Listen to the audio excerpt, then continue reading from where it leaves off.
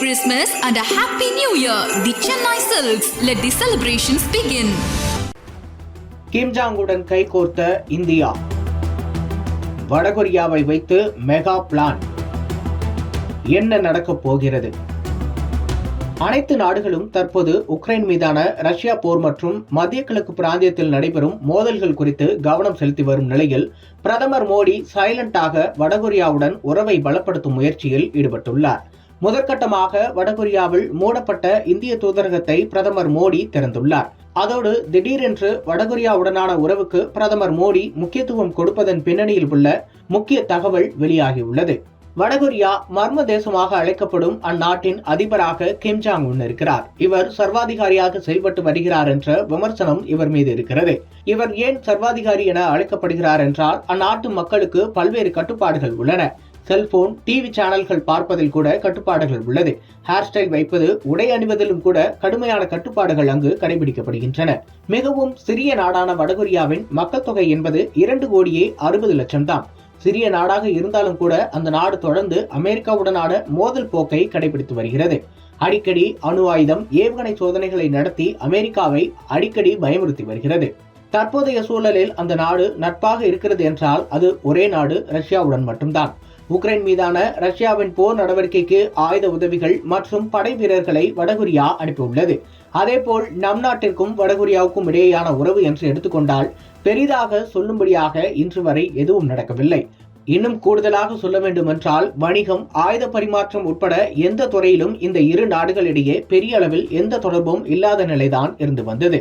இந்நிலையில்தான் தற்போது வடகொரியாவுக்கும் இந்தியாவுக்குமான உறவை பலப்படுத்தும் முயற்சி தொடங்கப்பட்டுள்ளது. அதாவது மொத்த உலகமும் உக்ரைன் மீதான ரஷ்யாவின் போர், மத்திய கிழக்கு பிராந்தியத்தில் நடக்கும் மோதல்களில் கவனம் செலுத்தி வருகிறது. இந்த பிரச்சனைகளில் இந்தியாவிற்கும் கவனம் இருந்தாலும் கூட மிகவும் சத்தமில்லாமல் மத்திய அரசு தென்கிழக்கு ஆசியா மற்றும் கொரிய தீபகற்பத்தின் மீது கவனம் செலுத்த தொடங்கியுள்ளது. இதன் ஒரு பகுதியாக வடகொரிய தலைநகர் பியாங்யாங்கில் நம் நாட்டின் தூதரகம் மீண்டும் செயல்பட தொடங்கியுள்ளது. கொரோனா பரவல் காரணமாக அங்கிருந்த இந்திய தூதரகம் கடந்த 2021ஆம் ஆண்டு ஜூலை மாதம் மூடப்பட்டது. அங்கிருந்த தூதர் மற்றும் ஊழியர்கள் ரஷ்யா வழியாக டெல்லி வரவழைக்கப்பட்டனர். இந்தியாவுக்கான வடகொரிய தூதராக செயல்பட்ட அதுல் மல்ஹாரி கோட்சவ் மீண்டும் மங்கோலியாவுக்கான தூதராக 2022ஆம் ஆண்டில் நியமிக்கப்பட்டார். இந்நிலையில் தான் தற்போது வடகொரியாவுடனான உறவை பலப்படுத்தும் முயற்சியாக மத்திய அரசு அந்நாட்டின் தலைநகர் பியாங்யாங்கில் மூடப்பட்ட இந்திய தூதரகத்தை திறப்பதாக அறிவித்துள்ளது. அது மட்டுமின்றி டெக்னிக்கல் ஸ்டாப் மற்றும் தூதரக அதிகாரிகள் வடகொரியாவுக்கு அனுப்பி வைக்கப்பட்டுள்ளனர். மத்திய அரசின் இந்த முடிவுக்கு பின்னால் முக்கிய காரணம் ஒன்றும் உள்ளது. அதாவது சமீப காலமாக வடகொரியா மீது உலக நாடுகள் மத்தியில் செல்வாக்கு என்பது அதிகரிக்க தொடங்கியுள்ளது. அதோடு அந்த நாட்டினுடனான தூதரக உறவை பல நாடுகள் விரும்புகின்றன. இதற்கு என்ன காரணம் என்று கேட்டால் வடகொரியாவிடம் இருக்கும் ஆயுத பலம்தான். வடகொரியாவிடம் சக்தி வாய்ந்த ஹைப்பர்சோனிக் ஏவுகணை சார்ந்த புதிய தொழில்நுட்பம், அணு ஆயுதங்கள் உள்ளிட்டவை உள்ளன. தன்னிடம் நட்பு பாராட்டும் நாடுகளுக்கு இந்த ஆயுத உதவிகளை வடகொரியா தொடர்ந்து செய்து வருகிறது.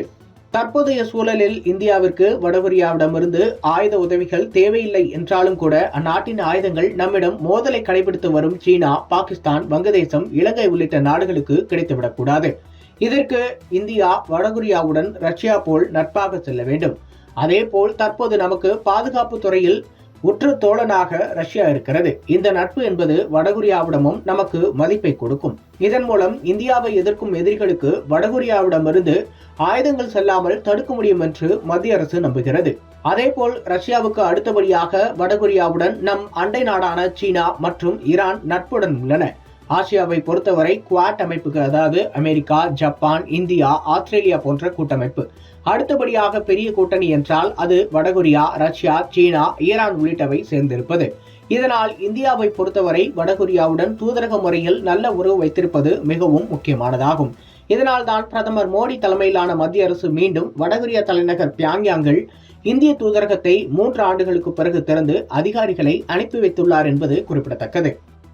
Merry Christmas and a Happy New Year. The Chennai Silks. Let the celebrations begin.